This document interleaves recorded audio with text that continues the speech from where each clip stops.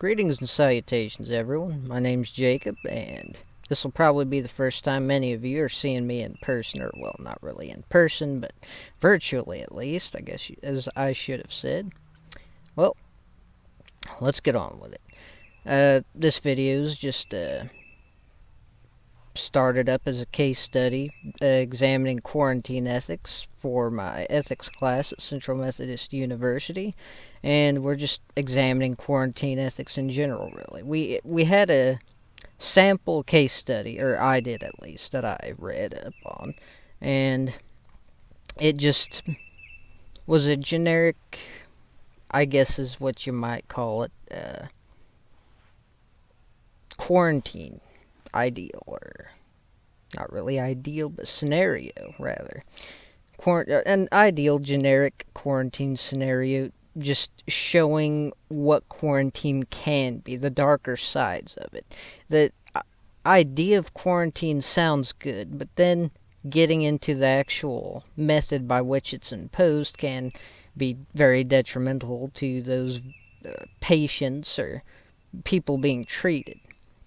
There's a lot of famous or I don't know if you'd necessarily call them famous, but well-known videos and movies out there kind of showing what can happen and involving quarantine. Continuing on, I'll go ahead and stop and do a brief synopsis over the case study itself that I was assigned.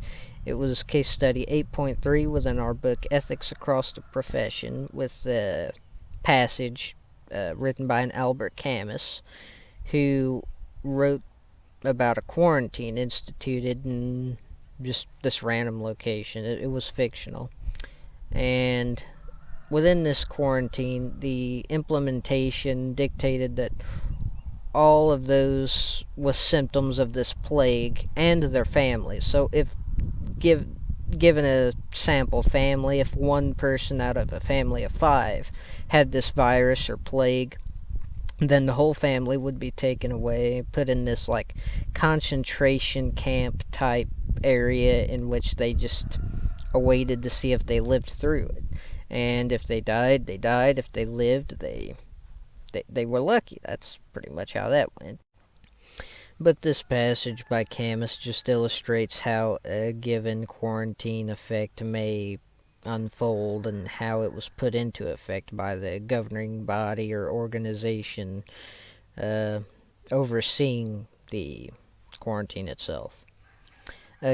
As I mentioned earlier, a couple videos, or movies rather, that deal with quarantines and quarantine ethics specifically are the movie Contagion and Stephen King's The Stand. Those are the two best that I can think of right now. The Stand is more an apocalyptic scenario. Contagion's very much more realistic, I would say.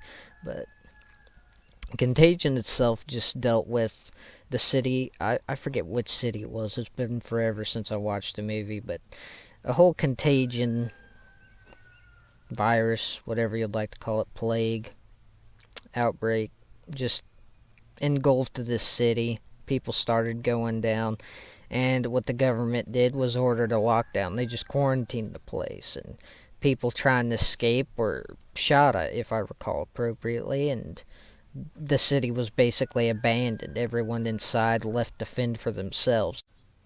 Observing the movie Contagion, though, we can give ourselves a more accurate, or an idea at least, I wouldn't say more accurate, but a good idea as to how a quarantine may take effect within America.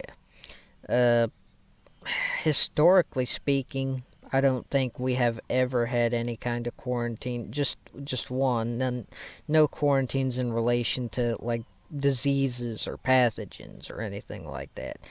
I think animals have been quarantined, like birds and stuff, during the heavy avian influenzas we've had running around and going rampant, like swine flu. I think there was if I recall correctly, there was a big restriction over where swine could come from, pigs, hogs, stuff like that, and how they were handled and butchered, processed. And there's the only other historical quarantine in relation to humans was following Japan's attack on Pearl Harbor going into World War II. Roosevelt went ahead and ordered that the Japanese American inhabitants in the West Coast were taken into quarantine and put in camps. And that's really the only thing historically that we've had that I can attribute to a quarantine. We've never seen anything quite crazy enough to resort to quarantine type security. But that's, of course, for good reason, as if holding a quarantine on a city or really any place is going to have a heavy effect on that society. And it would depend a lot upon how effective it was and how it was implemented and how ethical the commanders or whoever was overseeing the project were in their endeavor. It's quite a conundrum just thinking about it. I mean, you're taking all these sick people and just locking them up somewhere and hoping that they don't get the rest of the populace infected with their specific plague or disease. As far as The Stand, though, that movie was a lot more uh, apocalyptic. It began with a military facility losing control of some kind of substance that they were developing, and like one family, like a military official, escaped, and during his escape of this facility is how this contagion or plague uh, inserted itself into the populace, because he was affected, then he got his family affected, and he went and drove into a town, and the biological weapon itself worked so fast that by the time he got to a place, he and his whole family were practically dead. They wound up crashing a vehicle near a gas station, and they were promptly taken to a nearby medical facility, and during that whole little ordeal, there were a bunch of people infected with that disease, and it started having heavy effects. And once the government or military realized what happened in that situation, they moved in and started going crazy. They were killing radio hosts and bringing light upon this subject, and it just went crazy. The plague itself wound up affecting the whole of America. Like, I don't know what the odds were in the book, but like 1 in every 1,000 or people or so were immune to the virus, and everyone else died. So there were bodies everywhere and barely any survivors. It may have been like more 1 in 10,000 or 1 in 100,000 even. There were a lot of dead people just everywhere. But and then the book followed along with the story of the survivors doing what they could to band together and reconvene for the benefit of themselves and each other. The biggest thing about Stephen King's book, though, and there was a movie made of it too. Some of you may be interested in reading up or watching it, but it's like an 8-hour long movie, so it's quite the adventure. But the main point to take from that is that a quarantine instituted by the government may always not be such a good thing. It could be a very bad thing, just like in the passage by Camus, wherein everyone's just kind of sitting and rotting around waiting to die. If they do die, it's just a matter of if you're lucky or not. And that's really the principle of a quarantine. A quarantine's really only supposed to be taken into effect when there is no possible treatment. It's just a disease that's going crazy and everyone's getting it, and you're trying to take everyone who's infected and shut them away so no one else gets it. But that doesn't always work. Diseases spread fast, and it only takes a single person with being infected to get through those quarantine measures for that virus to continue infecting the populace. So At that point, it's just a matter of luck as to whether or not the quarantine works or not, if the measures were enough to keep the infected in place. That's really the subject of inquiry, though. At what length is a governing body going to go to keep a given virus at bay? Are they going to start executing those afflicted with this disease? Are they going to lock them up? What's going to happen?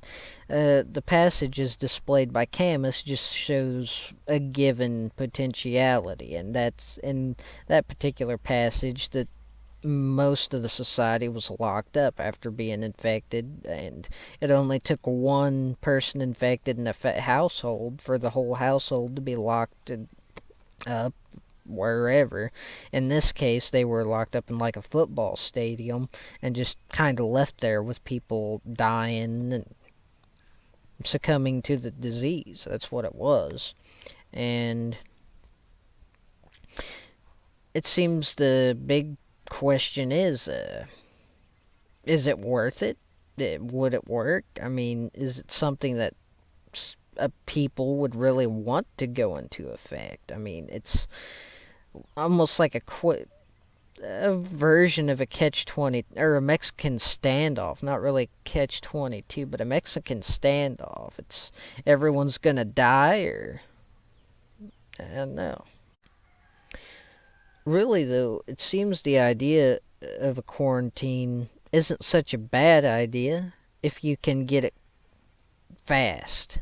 The thing is, if you're too slow in instituting your quarantine, it's going to turn into a mess real fast. If you like, it all depends upon the disease, really. If the disease has a long incubation period where people are carriers and they're distributing it for that duration of time that they're not showing symptoms and not being taken into quarantine, then it's just going to turn into a bit of a mess, because you're going to have that initial group that got taken off and locked up or whatever, put in a hospital, in a stadium.